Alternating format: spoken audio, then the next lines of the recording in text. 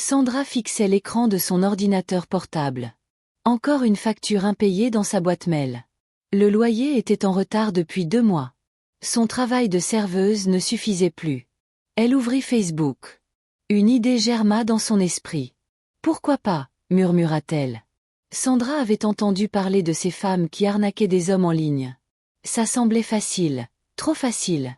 Elle créa un nouveau profil. Nom, Emma Dubois. Photo. Elle utilisa le visage d'une influenceuse peu connue. Cheveux blonds, yeux bleus, sourire parfait. Sa bio était simple mais efficace. Jeune infirmière, récemment veuve, cherche à refaire sa vie. Les premiers messages arrivèrent rapidement. Des hommes seuls, en quête de compagnie. Sandra répondait avec douceur, créant des liens émotionnels.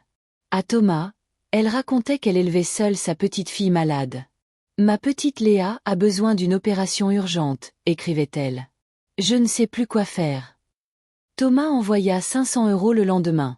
À Pierre, elle jouait la carte de la femme vulnérable. « Mon ex-mari me harcèle. J'ai peur de rentrer chez moi le soir. » Pierre proposa de l'aide financière pour qu'elle déménage. 2000 € arrivèrent tôt sur son compte. Sandra perfectionnait sa technique. Elle créait des histoires touchantes, des urgences médicales, des problèmes familiaux. L'argent coulait à flot. En 3 mois, elle avait récolté plus de 15 000 €. 15 hommes différents, 15 histoires différentes. Trop facile, se disait-elle en comptant les billets. Mais il y avait Marc. Marc était différent des autres. Il posait beaucoup de questions, des questions précises. « Tu travailles dans quel hôpital exactement ?» demandait-il souvent. « À Saint-Antoine », répondait Sandra sans réfléchir. « Ah oui, moi aussi je connais quelqu'un là-bas. Comment s'appelle le chef de service de pédiatrie ?» Sandra esquivait, elle changeait de sujet. Marc semblait suspicieux mais continuait à envoyer de l'argent. 1 millier d'euros au total. Un soir, Sandra reçut un message étrange de Marc. « J'espère que tu dors bien, Emma. Les nuits peuvent être longues quand on a la conscience lourde. » Sandra fronça les sourcils. Qu'est-ce qu'il voulait dire? Elle l'ignora et continua ses arnaques. Nouveau profil, nouvelle victime. Mais les choses commencèrent à changer. D'abord, ce furent les notifications. Son téléphone bipait sans cesse la nuit. Quand elle regardait, aucun nouveau message, aucun appel manqué. Puis les bruits, des grattements contre sa fenêtre au 5e étage. Impossible.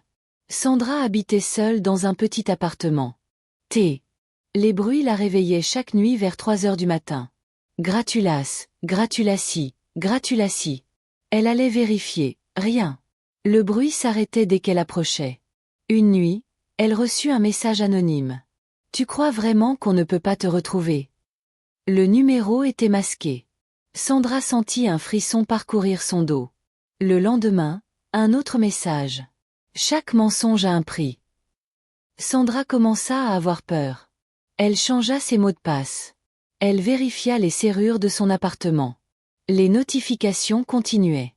3h15, 3h23, 3h31, toujours la nuit, toujours rien. Quand elle regardait, un matin, elle découvrit un symbole étrange dessiné à la craie devant sa porte. Un cercle avec des lignes qui ressemblaient à des ailes.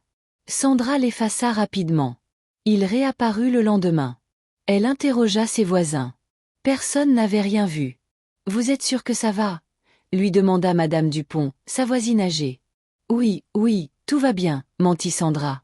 Mais rien n'allait bien. Les messages anonymes se multipliaient. « Tu as pris leur argent. Maintenant, c'est ton tour de payer. Bientôt, tu comprendras ce que ressentent tes victimes. La nuit porte conseil, Emma. » Ce prénom, Emma. Comment cette personne connaissait-elle son faux nom? Sandra paniquait. Elle pensait à aller voir la police. Mais comment expliquer ces arnaques? Et puis, il y avait Marc. Sandra dormait profondément quand un bruit la réveilla. Pas les grattements habituels, quelque chose de différent, un battement d'ailes. Elle ouvrit les yeux. Sa chambre était plongée dans l'obscurité. Le bruit s'intensifia comme si des dizaines d'oiseaux volaient dans son appartement. Sandra alluma la lumière. Elle hurla. Des chauves-souris partout sur les murs, au plafond, suspendus aux rideaux. Leurs petits yeux rouges brillaient dans la pénombre. Il y en avait des dizaines, peut-être une centaine. Sandra courut vers la porte. Les chauves-souris ne la touchaient pas, mais voltigeaient autour d'elle. Elle claqua la porte de sa chambre et s'effondra dans son salon. Comment étaient-elles entrées? Toutes les fenêtres étaient fermées. Sandra passa la nuit sur son canapé. Au matin, elle retourna dans sa chambre. Plus rien, pas une chauve-souris, comme si elle avait rêvé. Mais l'odeur était là, cette odeur de moisi et d'animal.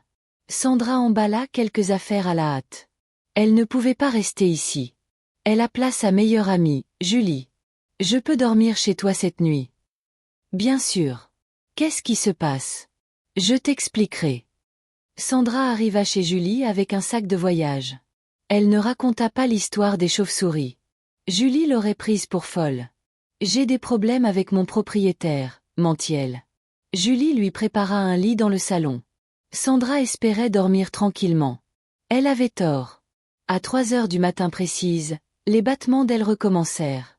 Sandra ouvrit les yeux. Le salon de Julie grouillait de chauves-souris. Cette fois, elle ne cria pas. Elle était tétanisée. Les chauves-souris volaient en cercle autour du canapé. Elle ne la touchait toujours pas, mais leurs yeux rouges la fixaient. Julie apparut dans l'encadrement de la porte. Qu'est-ce que... Oh mon Dieu! Elle aussi vit les chauves-souris. Ce n'était donc pas un rêve? Julie courut chercher un balai. Elle essaya de les chasser. Sors! Sors de chez moi! Les chauves-souris s'envolèrent par la fenêtre que Julie avait ouverte. Sandra, qu'est-ce que c'est que cette histoire? Sandra ne savait pas quoi répondre. Je ne sais pas. Je te jure que je ne sais pas. Julie la regardait avec méfiance. Ça t'arrive souvent. Sandra secoua la tête honteusement. Depuis quelques jours. Tu as fait quelque chose? Tu as dérangé quelqu'un? Sandra hésita. Elle ne pouvait pas avouer ses arnaques à Julie. Non, rien du tout. Mais Julie n'était pas convaincue. Écoute Sandra, je veux bien t'aider mais pas si tu attires ces choses chez moi. Juste cette nuit, s'il te plaît. D'accord. Mais demain, tu trouves une autre solution. Sandra passa le reste de la nuit éveillée. Elle guettait le moindre bruit, le moindre battement d'ailes. Le matin, elle appela ses parents. Maman, je peux revenir à la maison quelques jours? Bien sûr, ma chérie. Qu'est-ce qui se passe? Des problèmes d'appartement. Ses parents habitaient dans une petite ville à 2 heures de route. Sandra espérait que les chauves-souris ne la suivraient pas jusque-là. Elle se trompait. La première nuit chez ses parents fut calme. Sandra reprit espoir. Puis la deuxième nuit arriva, 3 heures du matin. Les battements d'ailes résonnèrent dans sa chambre d'enfance. Cette fois, ses parents se réveillèrent aussi. « Qu'est-ce que c'est que ce bruit ?» cria son père depuis leur chambre. Sandra ouvrit sa porte. Le couloir était envahi de chauves-souris. Ses parents sortirent tard de leur chambre et virent le spectacle. « Mon Dieu !» s'exclama sa mère. Son père essaya de comprendre. Comment sont-elles entrées? Toutes les fenêtres étaient fermées, toutes les portes verrouillées, les chauves-souris volaient dans toute la maison. Elles semblaient en chercher Sandra. Elles te suivent, constata sa mère avec effroi. Sandra ne pouvait plus le nier. Ses parents l'aidèrent à nettoyer la maison. Au matin, les chauves-souris avaient disparu. « Sandra, » dit son père gravement. « Qu'est-ce que tu as fait? » « Rien, papa. On ne se réveille pas un matin avec une armée de chauves-souris pour rien. » Sa mère était plus directe. « Tu as des ennuis, de l'argent, des dettes. » Sandra secoua la tête, mais ses parents n'étaient pas dupes. « Si tu ne nous dis pas la vérité, on ne peut pas t'aider. » Sandra réfléchit longuement. Les chauves-souris la suivaient partout. Julie ne voulait plus la voir. Ses parents commençaient à douter. Elle n'avait nulle part où aller. Ce soir-là, seule dans sa chambre, Sandra prit une décision. Elle ouvrit son ordinateur portable. Elle retrouva la liste de tous les hommes qu'elle avait arnaqués. Thomas, Pierre, André, Michel, Julien et Marc. Au total. Sandra commença à écrire des messages à Thomas. « Bonjour Thomas. Je dois te faire un aveu terrible. Je ne suis pas Emma. Mon vrai nom est Sandra. Je t'ai menti. Il n'y a pas de petite fille malade. J'avais besoin d'argent et j'ai inventé cette histoire. Je suis désolée. » Elle envoya le message et commença le suivant à Pierre. « Pierre, je dois te dire la vérité. Je t'ai arnaqué. Je ne suis pas infirmière. Je n'ai pas d'ex-mari violent. J'ai pris ton argent et je m'en excuse sincèrement. Un par un, Sandra écrivit à toutes ses victimes. Elle avoua ses mensonges. Elle demanda pardon. Certains ne répondirent pas, d'autres l'insultèrent. Quelques-uns demandèrent le remboursement. Marc fut le dernier sur sa liste. Sandra hésita longtemps avant d'écrire. Marc, je sais que tu sais déjà qui je suis vraiment. Tu avais des doutes depuis le début. J'ai menti, surtout. Je m'appelle Sandra, pas Emma. J'ai pris ton argent en inventant des histoires. Je suis désolée. Elle envoya le message et attendit. La réponse arriva rapidement. Bonsoir Sandra. Effectivement, je savais. J'ai fait mes petites recherches. L'hôpital Saint-Antoine, le chef de service qui n'existait pas. Tu n'es pas très doué pour mentir. Sandra sentit son estomac se nouer. Marc continua. Tu sais, j'ai pensé à aller voir la police. 15 victimes. C'est du sérieux, mais j'ai préféré une approche plus créative. Sandra comprit. C'est toi, les chauves-souris? Tu as compris vite? Disons que j'ai des talents particuliers. Mon grand-père était dresseur dans un cirque. Il m'a appris 2 ou 3 choses. Sandra n'en croyait pas ses yeux. Comment tu fais ça? Le comment importe peu. Ce qui compte, c'est le pourquoi. Tu as joué avec les sentiments de 15 hommes. Tu as pris leur argent. Tu as brisé leur confiance. Sandra réalisa l'ampleur de ce qu'elle avait fait. Je vais tout rembourser. Avec quel argent? Tu as déjà tout dépensé, pas vrai? C'était vrai. L'argent avait filé entre ses doigts. Loyer, dette, shopping. Alors, qu'est-ce que tu veux? Que tu comprennes. Que tu ressentes ce qu'on ressent quand on se fait avoir. La peur, l'angoisse, l'impression d'être traqué. Sandra frissonna. Combien de temps? Ça dépend de toi. Les chauves-souris sont là pour te rappeler tes fautes. Elles partiront quand tu auras vraiment compris. Qu'est-ce que je dois faire? C'est à toi de voir. La conversation s'arrêta là. Sandra éteignit son ordinateur. Elle avait sa réponse. Les nuits suivantes, les chauves-souris continuèrent leur visite, mais Sandra ne fuyait plus. Elle les regardait voler autour d'elle. Elle pensait à Thomas qui avait cru sauver une petite fille malade, à Pierre qui voulait aider une femme en détresse, à tous ces hommes qui avaient mis à donner leur argent par bonté. Sandra commença à chercher du travail, un vrai travail. Elle décrocha un poste de nuit dans une usine. Le salaire était faible, mais c'était honnête. Avec ses premières paies, elle commença à rembourser. D'abord Thomas, puis Pierre. Elle envoyait 50 € par mois à chacune de ses victimes. Ce n'était pas beaucoup, mais c'était un début. Certains hommes refusèrent l'argent. Garde-le. Lui écrivait Thomas.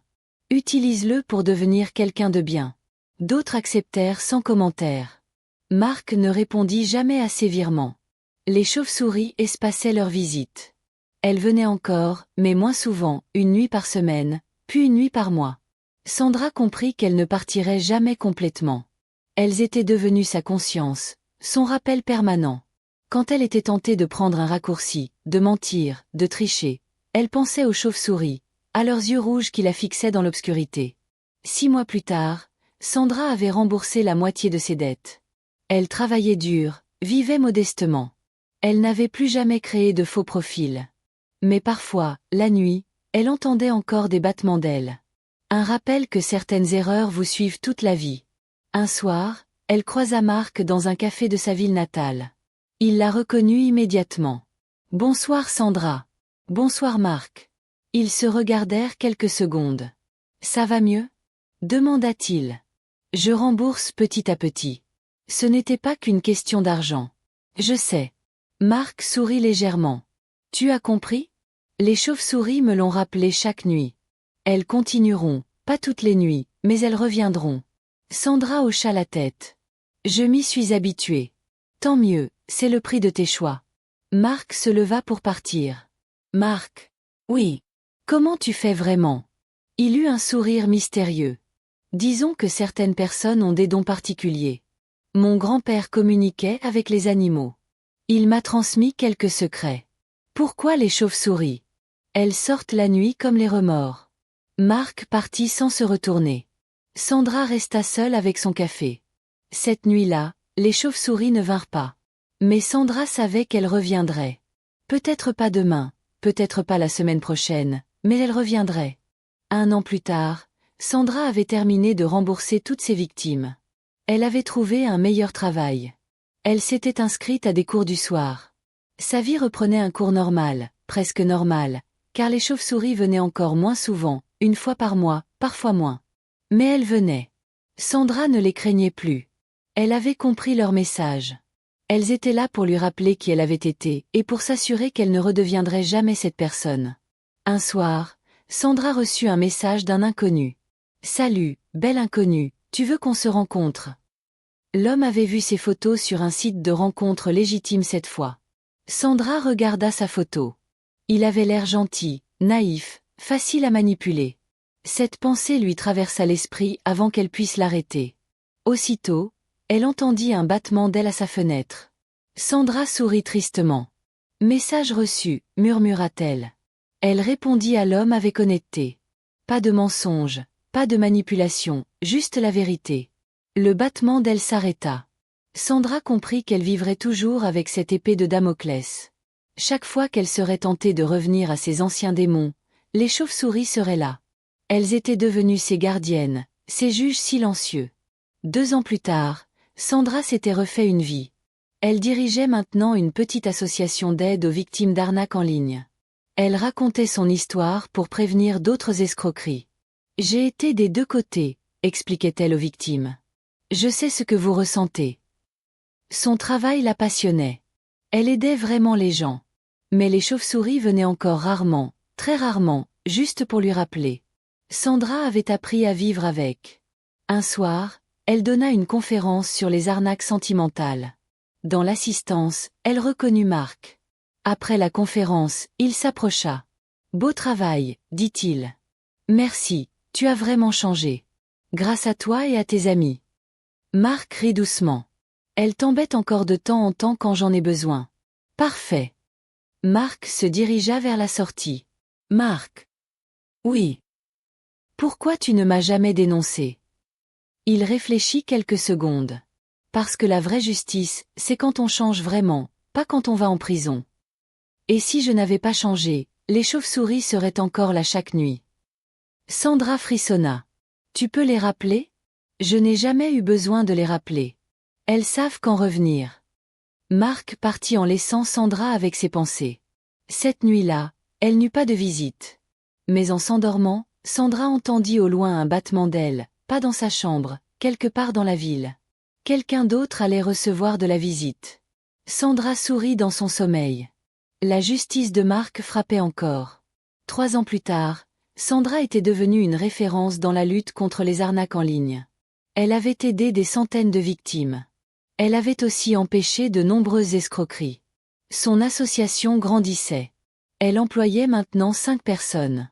Toutes d'anciennes victimes d'arnaques qui avaient décidé d'aider les autres. Sandra avait trouvé sa voie, mais elle n'oubliait jamais d'où elle venait. Chaque soir, avant de se coucher, elle regardait par sa fenêtre juste pour vérifier. Les chauves-souris n'étaient plus venues depuis 6 mois, mais Sandra savait qu'elles étaient là quelque part, dans l'ombre, à surveiller, à attendre. Un rappel permanent que certaines erreurs ne s'effacent jamais complètement, qu'on peut changer, évoluer, s'améliorer, mais qu'on reste toujours responsable de ses actes passés. Sandra s'était faite une raison. Elle vivait sa nouvelle vie du mieux qu'elle pouvait. Honnêtement, sincèrement, sans jamais oublier les leçons du passé. Et parfois, quand elle croisait une chauve-souris dans la rue, elle lui souriait. « Merci », murmurait-elle. Car au fond, ces créatures de la nuit lui avaient sauvé la vie. Elle l'avait forcée à affronter la vérité, à devenir quelqu'un de meilleur, quelqu'un dont elle pouvait être fière. Et c'était le plus beau cadeau qu'elle ait jamais reçu, même s'il était venu sous la forme la plus inattendue. Une armée de chauves-souris envoyée par un homme qu'elle avait trompé. Un homme qui avait préféré la justice à la vengeance, l'éducation à la punition, le changement à la destruction. Sandra avait compris la leçon, et elle la transmettait maintenant aux autres en espérant qu'ils n'auraient même pas besoin de recevoir la visite de créatures nocturnes pour comprendre que parfois les mots suffisent, que parfois l'exemple peut éviter bien des erreurs. Mais elle savait que Marc et ses chauves-souris étaient dans l'ombre, prêts à intervenir si nécessaire, prêts à rappeler à chacun que nos actes ont des conséquences et que la vraie justice n'est pas toujours celle qu'on attend. Parfois, elle vole dans la nuit sur des ailes noires avec des yeux rouges qui percent l'obscurité et qui voient tout, absolument tout. Si vous avez aimé cette histoire, Pensez à vous abonner et à laisser un commentaire chaleureux pour m'encourager. Dites-moi également dans les commentaires depuis quel pays vous avez suivi cette histoire.